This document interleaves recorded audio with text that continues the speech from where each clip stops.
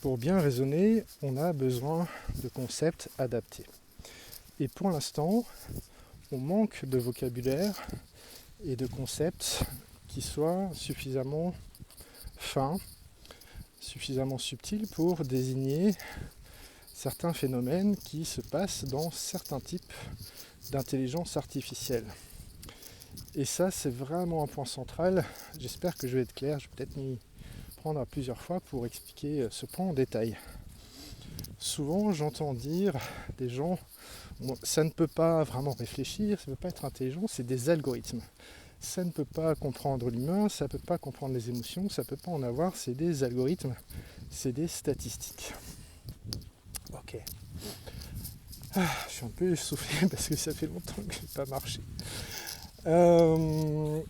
Du coup, là, le problème avec ce mot de statistique ou d'algorithme, c'est que ça décrit plein de choses différentes qui n'ont rien à voir les unes avec les autres. Et j'aimerais donner un exemple peut-être qui va vous parler dans un autre domaine. Par exemple, les Inuits. Ils ont une vingtaine de termes pour désigner différents types de neige. Bonjour. Et nous, en gros, on a neige, neige fondue, poudreuse, glace. Ok. Évidemment, pour les Inuits, c'est une question de vie ou de mort d'avoir des termes spécifiques pour désigner la neige qui était à l'ombre près d'un arbre et qui s'est resolidifiée en formant de la glace, mais en fait, il y a un trou en dessous.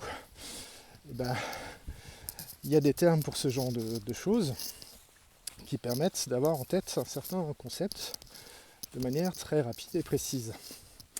Du coup, lorsqu'on dit statistique ou algorithme, notre représentation prototypique, ce qui nous vient en tête, c'est un programme à l'ancienne où il y a un humain qui a écrit « alors si l'utilisateur dit ceci et cela, alors fais ça ».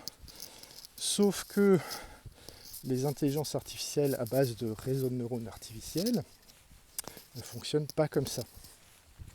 C'est-à-dire qu'il y a certes un algorithme qui définit comment ça marche un neurone artificiel, mais après ça, une fois qu'on a un réseau de neurones, un tas de neurones mis en parallèle ensemble, en fait ce système va apprendre.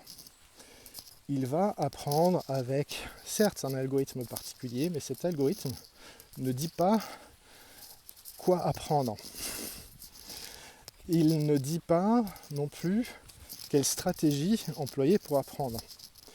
C'est un système d'optimisation général, générique, et ce système-là permet à cette espèce de cerveau artificiel de se créer une représentation des données que personne ne lui a codées. Et quoi de mieux pour se représenter un ensemble massif de données avec pas énormément de mémoire, on a besoin de comprendre. On a besoin de se créer une représentation compacte. Et en fait, comprendre les choses, donc justement trouver un mot, un concept, un ensemble de connexions de neurones pour désigner quelque chose de complexe, c'est comme le mot des Inuits, c'est efficace. Et en fait, ces algorithmes d'optimisation qui permettent au réseau de neurones d'apprendre, ça fait qu'il y a des concepts qui émergent à partir simplement d'un premier entraînement sur un jeu de données. Et les concepts qui émergent créent des généralisations, c'est-à-dire des règles générales qui sont issues de l'analyse des données. Je vais reformuler, c'est si vous donnez n'importe quel type de données à un réseau de neurones informatique avec son algorithme d'apprentissage, le cerveau de l'intelligence artificielle va se forger à partir de la détection des patterns, c'est-à-dire des structures cachées à l'intérieur des données. Donc, aucune des IA de type actuel, ChatGPT, etc., n'a reçu des instructions pour apprendre à parler.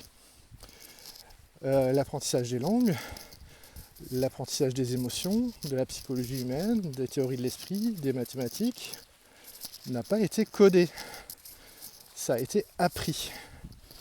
Et ça, c'est un point clé, je le redirai d'une autre manière plus tard, que si vous ne comprenez pas, vous ne pouvez pas discuter de manière pertinente des intelligences artificielles. Ce type d'intelligence artificielle apprend sur les données et il y a des capacités qui émergent de cette contrainte d'apprentissage.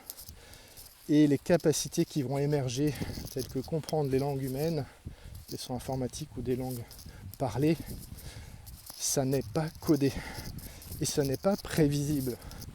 Donc nous ne pouvons pas savoir quelles capacités vont ou ne vont pas émerger de ces types d'IA à partir des données soumises. Et c'est d'ailleurs un facteur de risque à prendre en compte, mais c'est aussi un facteur qui rend impossible le fait de dire une IA ne pourra jamais faire ça.